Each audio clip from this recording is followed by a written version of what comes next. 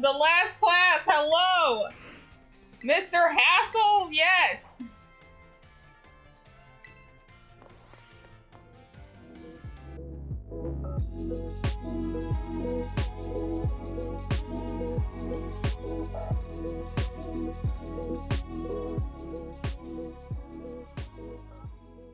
Greetings! I am Hassel. I will be teaching this art class. It is a pleasure to meet you all. Hi, Hassel. Hassel is probably my favorite. He's so goofy.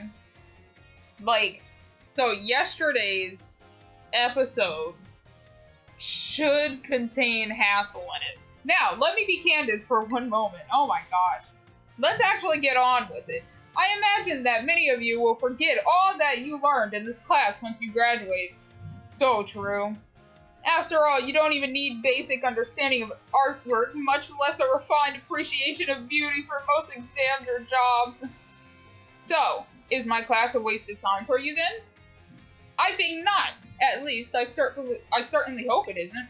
Off to a most majestic start of the day. Think for a moment, all of you. What is beauty anyway? What makes something beautiful? The eye of the beholder, honestly. Interesting. Thank you, Sally. Oh, I don't mean to suggest there is a correct answer to my query. I'm sucking today. I just woke up, by the way, and it's pouring down rain. I'm sleepy. I'm not good. The important thing is that you will all take time to think about it. I think about why we might find beauty in a flower blooming on the side of a road, for example. Question why the sky is a different shade of blue than the ocean, or why the leaves change color. Ponder the windmills of Artisan and how they move. Contemplate the chilling bite of the waters of Kasparova. I'm sure you will find that every little detail of your lives will seem more vivid, more impactful if you just take a moment to stop and think. That's so true. The past year or two, I've really been looking at nature a whole lot more. I'll look intently at a leaf just because I can, just because it's out there and nature is very pretty. And you know what? Everything is more vivid and impactful just because I did take a moment to stop and think and look and appreciate, you know? You should also do that. Go touch some grass. And I am certain that if you stop and truly appreciate the little beauties of this world, it will help pull you through the days where your studies have you exhausted or when work has dampened your spirits. Do pardon me for waxing philosophical. You don't need to understand all of that now. To put it simply, it is true that one doesn't need art to survive, but it certainly makes surviving much more enjoyable. That's very true. It is my hope that this class will add even a little bit of color to your lives. That is all for today. Next time, we will try a more hands-on approach to appreciating beauty. Art! Hello, class! It is I, Hassel, yet again. In our previous class, we discussed what beauty is, which might have been a little boring for you. So today, I thought I would mix things up a little to pique your interest in art. Allow me to introduce our special guest. Introduce. There we go. Gibble! The 2'4" Gibble. This is Professor Gibble, the assistant lecturer for today. Now then, Professor Gibble, if you would be so kind as to terrestrialize for us. Glam? Sparkly shiny. Sparkly shiny! Wow, look at that bouquet on your head. As some of you may already know, a Pokemon can terrestrialize if you use a Terra Orb. Normally, Professor Gibble would be of the Dragon type. But by terrestrializing, it succeeded in changing its type. Gibble, close your mouth, you're gonna catch flies. So class, what type do these lovely glistening flowers above Professor Gibble's head represent? The grass type. Excellent, Sally. Full marks for you. Well, thanks. These beautiful flowers blooming above Professor Gibble's head show that it has now become a grass type. The shape of the Terra Jewel above a Pokemon's head depends on the Pokemon's Terra type. To summarize, if an opponent's Pokemon terrestrializes during battle, observe the Pokemon's Terra Jewel closely to see which type it has become, and choose effective moves accordingly. Okie dokie. It is my sincere hope that today's lecture will help you all achieve beautiful victories. The terrestrial phenomenon is indeed a fascinating and deep subject to discuss. That is it for today, class. Thank you, Professor Gibble, for your help. Glam Gib. Hello, hello. Hello, class. It is I, Hassel again. Oh, I need some water. I've been told that my previous lecture about the terrestrial phenomenon was very well received. Thank you all for your kind words. In fact, Miss Dendra specifically requested that I impart even more battle knowledge to my students. So, I have decided that today we will take another look at how a Pokemon can terrestrialize. Gibble! And of course, here's Professor Gibble to help us. Now then, Professor Gibble, if you would be so kind as to terrestrialize for us. Glam again. Yeah, very glamorous, yes. Oh wow, would you look at that, a big snowflake. Now, what do we have here? Last we saw grass-type terrestrializing, but this time we have something of a different shape. Observe, a Terra Jewel resembling a snowflake. Its dendritic, I think, shape is stunning to behold.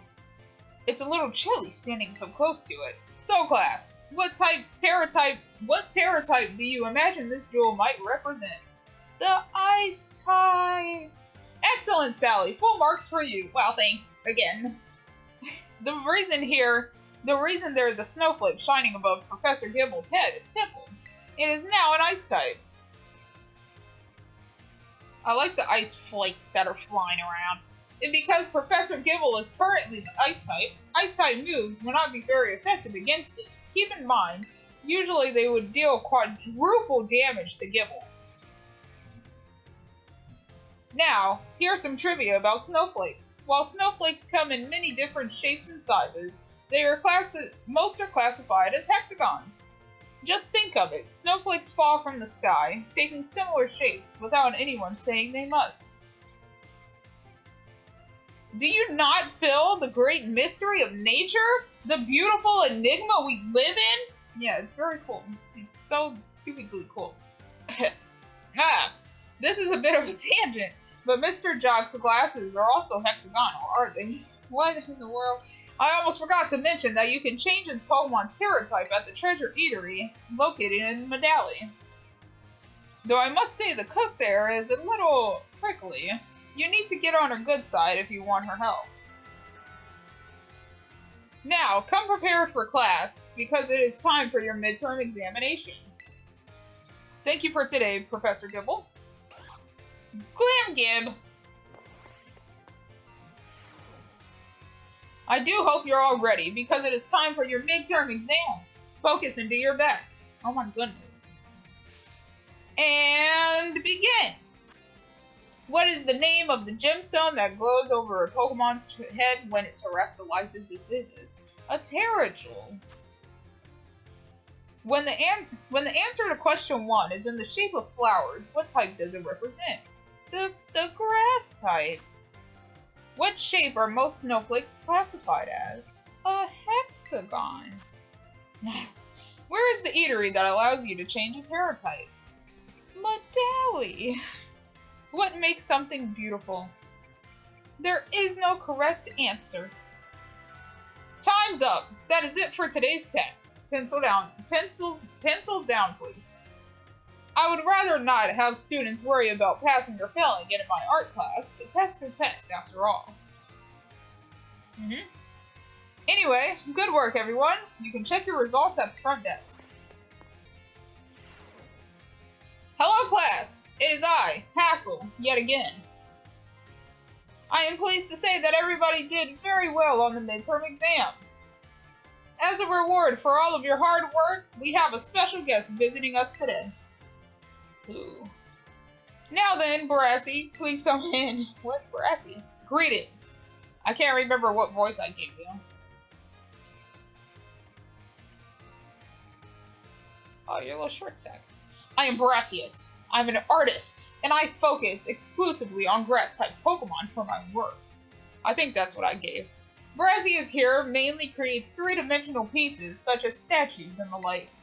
One of his major works is the installation entitled Surrendering Some Flora, found in Artisan. Many of you who've challenged the Artisan Gym are no doubt familiar with these sculptures. Yes, I do recognize some faces among your students. I hope you all understand how fortunate you are to be able to attend Hass's classes. Hass's classes? Oh, Hass is the man who saved me when I had lost all hope and given up on myself. But he never gave up on me. I do not exaggerate when I say that he is my mentor in life. It is precisely thanks to Hass that I was able to establish my current style.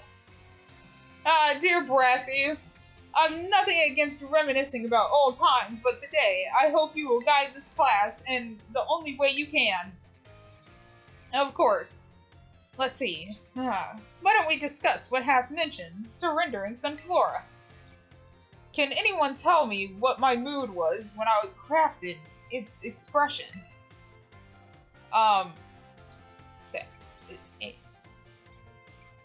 Sad? No! Completely and utterly wrong! Oh, when I made that sculpture, I had surrendered all hope. I was prepared to give up on everything. Isn't that sadness? I had resolved to give up my life as an artist if that piece did not receive proper recognition. Hence the name Surrendering Some Flora? That's exactly it, Hass. When I started out as an artist, I experienced many hardships. I even became deathly ill and fell into a slump that drove me to desperation. I began worrying only about what would sell. I was concerned only with fame and fortune. But all of my pieces during this time had no depth. They were all shallow trash. It was then that I met Hass. He helped me realize how petty I was being. I'll spare you the details. But in the end, I was able to leave all that behind. And that is also when I crafted the Sunflora. Remarkable! Even I did not know the full story until now. This kind of thing is hard to tell someone, even especially when they are so close to you. Now, I don't doubt that you adolescents will often find your heads crowded with worries. My advice to you is simple. Be honest with yourself and do whatever your heart desires, so long as you don't cause trouble, that is. Yeah, don't go do anything illegal. That is all from me. But I admit, I am beginning to feel a bit embarrassed, so I bid you farewell, Hass. And farewell to your pupils as well. Goodbye. Happy face? Oh, Brassy, I can't believe it. Such a wonderful class. Thank you so much.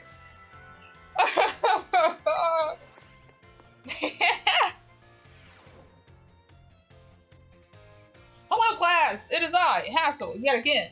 First, allow me to apologize for losing my composure during our last class. I was so touched by Brassia's story that I simply couldn't contain my emotions. Yeah, whatever, I'm gonna leave it. I'm sorry for making such a scene. I certainly got a very stern talking to from Miss Time after that class, yes. Anyway, let us shift gears and drive into the material for today's class. Now, have any of you heard of the 10 sites of Paldea? Yeah, I still have not seen all of them because I keep forgetting. As the name would imply, there are 10 sites in Paldea that are considered particularly beautiful. Among them, I would say that the Grand Olive Orchard is likely the most accessible. You can see You can see field after field of olive trees from the hill on the way to Portando. 2 waterfalls are also counted among these 10 sites, Fury Falls and Casarola Falls. Then there's the peak of Glissado Mountain, known as Paldea's highest peak. There's another cliff on Glissado Mountain. Oh my gosh, that's named after its rather unique shape. So, let me ask you, my students, what is the name of the three-pronged cliff on Glissado Mountain?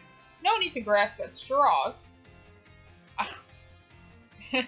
You just gave it away. Glissado's grass. Exactly. It looks like a hand taking hold of something, doesn't it, Sally?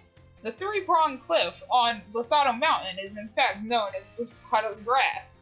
Though its shape is far too stubby to be that of a human hand, I imagine someone thought it looked like a Pokemon hand grabbing something. There's also the mountains in the Area 3 of East Province, where you can get a good look at Levencia. It's particularly gorgeous at night. In fact, the view is so brilliant, it is known as the Million Vault Skyline. I hear it is quite a hotspot for dates. Oh, and deservedly so, for having such a romantic view. What? Huh? What?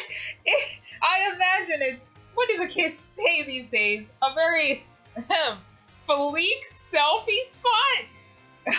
What in the world? Of course, you may feel that not all 10 sites live up to their grandiose names. How often do we visit some tourist spot just only to be disappointed? Not to say that you shouldn't visit them, only that you should keep your hopes in check. Oh my gosh, fleek selfie spot? I don't remember that. The important thing is to go yourself and see them with your own 2 eyeballs. That's not what it said, but whatever. And sometimes a disappointing experience can be worthwhile in its own way. Take a chance. Well, that is it for today, class. Thank you for your attention. Fleek selfie spot, what? Hi. Hello, class. It is I, Hassel again. My, how time flies, as they say. Indeed, our time together has certainly flown by. It's hard to believe that this is our last class. Now, our topics for today may feel somewhat unrelated to art. But there is absolutely no set definition as to what art should be. Therefore, let us carry on with the discussion and see where it takes us. There are 2 things I wish to focus on today: ribbons and marks. Both ribbons and marks are special honors that capture a Pokemon's qualities. There will be times when your Pokemon gives maximum effort or has a noteworthy experience. In recognition of its feats and accomplishments, it can be given a ribbon. To give an example, if you manage to become incredibly close to a Pokemon, it may be granted the Best Friends ribbon. Incidentally, there is a person in Cascarapa who can give your Pokemon a Best Friends ribbon. Marks, on the other hand, are mostly found on wild Pokemon when you meet them for the first time. They can symbolize the character of a Pokemon, such as with the Rowdy mark or the Vigor mark. It's completely up to luck whether you'll run into a Pokemon with these marks. So if you're able to catch a Pokemon with a mark, rejoice at your outstanding fortune. Yeah, there we go. My goodness. Does anyone know what special thing you can do with Pokemon that have ribbons or marks? You can exchange ribbons. You can show them off. I mean, technically, you can't show them off. You can change their title. Wonderful, Sally. Your knowledge is impressive. The correct answer is that Pokemon with ribbons or marks can be given titles. What's more, they can be sent into battle displaying a title of your choosing. For example, you can send out a Gibble with a Best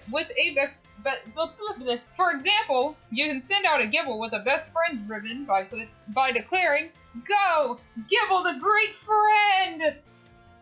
And while I know I just said that marks are generally found already on Pokemon when you meet them for the first time, it seems that more recently Pokemon can be awarded certain marks based on their efforts. These are marks such as the Gourmand mark, the item finder mark, the partner mark, and so on.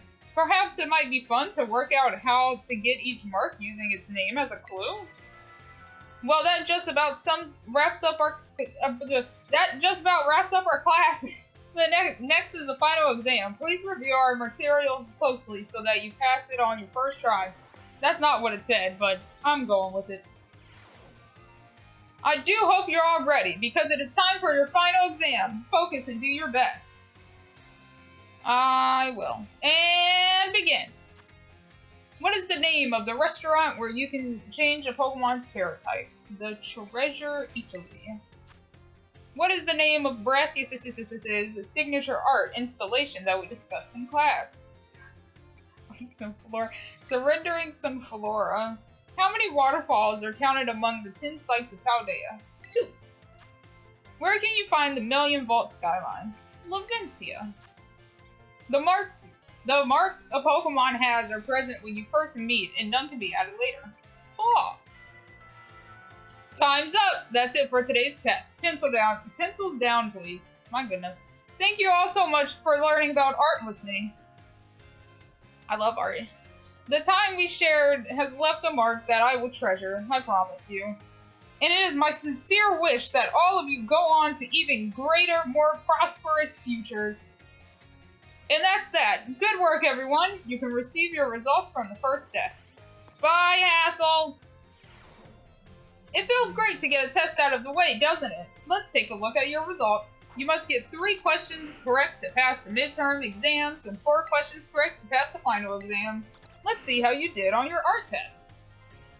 You answered 5 out of 5 corrections correctly. There we go. That's a passing score. Congratulations. I decided to read all of it this time because this is the last class. Last class! Whoa! School's out!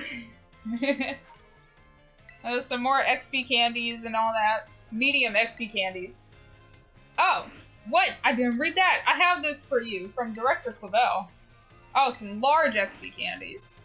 Now you can focus all of your efforts on this year's treasure hunt. Be careful out there. I kinda finished it already, but I do have other things to do, so see y'all in the next one!